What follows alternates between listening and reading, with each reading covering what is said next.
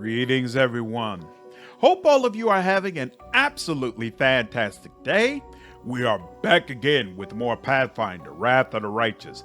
And now, finally, we have the ending for True Aeon. As you all know, if you've been watching my recent ending videos, we usually just go over the slides that are new, but this is a rare case where actually all the slides are going to be new, so I'm going to have to go ahead and read all of them. Hope you all enjoy. Life and death, destiny and great deeds, answers to mysteries, the search for one's true path. The mind can comprehend all of these, and then such concepts can be written down as a sequence of formulas, a series of lines, a chain of thought. Still, a moment always comes when it is time to wrap up, to reach a conclusion, to put a period at the end of the last sentence. But what conclusion can one draw if the experiment never took place? The world wound was never opened, the demon lords never assembled their armies, and never betrayed each other. No more than usual, at least. Sokoris continued to exist, and Arilu Vorlesh never bestowed mythic powers upon anyone. To the end of their days, Setri Divime and Opan loathed each other, but their mutual enmity did not stop them from laying down a system of rules and regulations in the Threshold Fortress that satisfied both the mages and their wardens. Those rules were soon adopted by all of Sokoris. The persecution of mages ceased, and the number of crimes involving spellcasters dwindled. The demon lord Discari sought out ways to invade Galarian, which he so deeply despised, but without the world wound his efforts were all for naught. The demon lord Nocticula took little interest in his fruitless attempts. She had her share of concerns in Illusionera, for she had discovered that a cell of the Templars of the Ivory Labyrinth had been operating in her city. Galfrey inherited the throne after her father. She was crowned queen when she was 40 years old, already a wise and experienced ruler. Galfrey was beloved by the common folk and the aristocracy alike, and her reign is considered to mark the beginning of the golden age of Mendevian chivalry. Prior to ascending the throne, she married one of her knights, with whom she later had 3 children. The queen died in her bed at a ripe old age, surrounded by family and friends. Kenabris, a small town on the Sokorian border, was so unremarkable that it could only be found on the most detailed of maps. The only jewel in its humble crown was an old temple of Iomade, run by a wise old man, Prelate Holron, a paragon of duty, purity, and compassion. Irbeth Tirabade, daughter of common Mendevian soldiers, plied the family trade and in time earned the title of knight. She never started a family, instead living a life of solitude. As the subordinates would joke when out of earshot, she was married to her duty.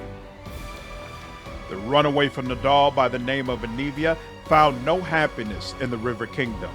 She perished in obscurity, killed by one of the many beasts and cutthroats inhabiting that restless region. Without demonic influence, the mongrel tribe never came to be. Instead, on the outskirts of Tenebris in a loving family, there lived a country boy named Lan, who wanted to grow up to be a farmer like his father. The neighbor's girl, Winduog, visited their farm often. The pair's quarrels and the reconciliations that followed were a constant topic of discussion. And yet, the bond these two shared was something more than simple friendship. It sometimes seemed that they were keeping some kind of terrible secret, known only to the two of them. In Kyonin, a strange, pensive girl was born, the latest in a long line of spellcasters.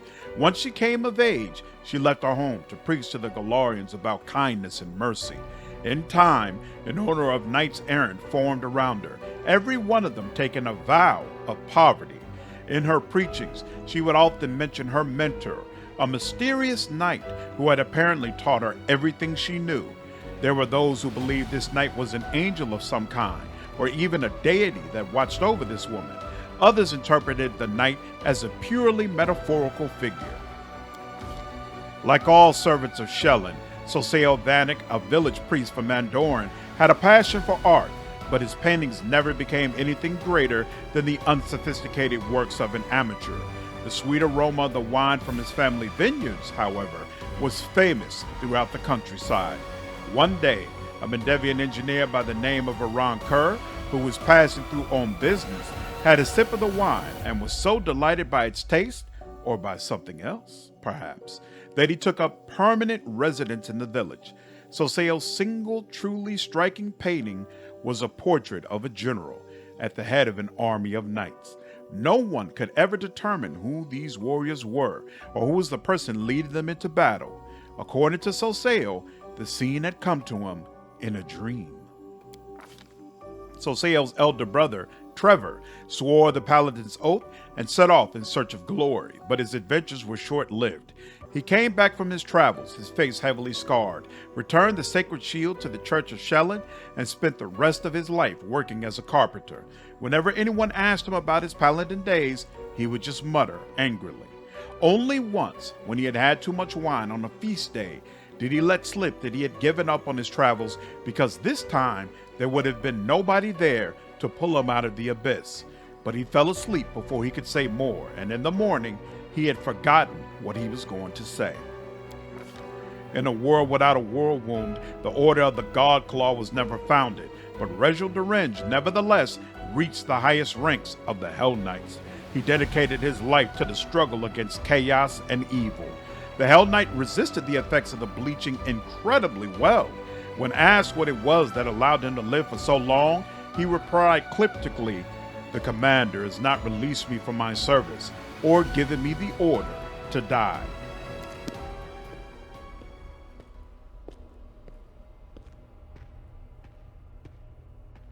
And what of me, the writer of these words? The half-demon witch known as the architect of the world wound. I was defeated. I fell at the hand of the one I was planning to transform in a future that did not come to pass. My experiment ended in failure before it had even begun, which means that I died an innocent, before I could commit any sins against the universe. I have recounted the story of my life for you, Pharasma, Lady of Graves. Not only of my life, but of the Commander's also. I believe the tale of such an illustrious figure would pique even a goddess's curiosity. Now you know everything. I await your verdict, goddess. Silence hangs over the boneyard. The Lady of Graves is weighing her decision, and it seems the entire universe is holding its breath, awaiting her pronouncement. Who would dare to break a silence so absolute? Intervene. In the void of the cosmos, your consciousness coalesces into a single whole. Oblivion recedes. Your mythic powers are not entirely gone, and they entitle you to a say in this trial. Diplomacy. I appeal to your sense of justice. Great evil deserves a commensurate punishment. Your words ring out in the silence. They are heard, considered, and given their due weight. The laws of the universe have existed for millennia. They are incontrovertible, but even they allow the decider of fate some degree of influence over the verdict.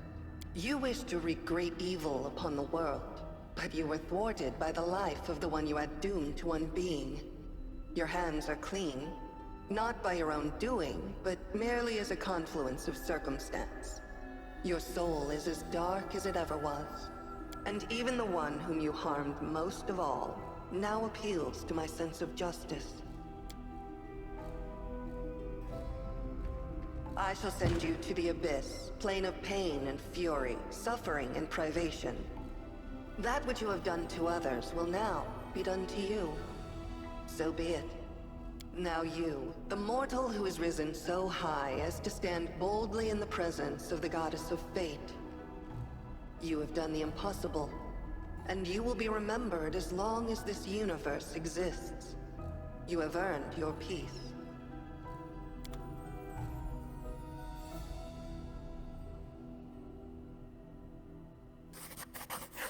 And that ends my Aeon run. Hope all of you enjoyed it, had a good time with it. There's a couple of other things I want to do, so might get a couple of more videos out, and then we will go ahead and start what I believe is the last full run that we'll do for Pathfinder on the channel, Demon. Looking forward to it. Hope all of you enjoyed it. Looking forward to your feedback. Take care.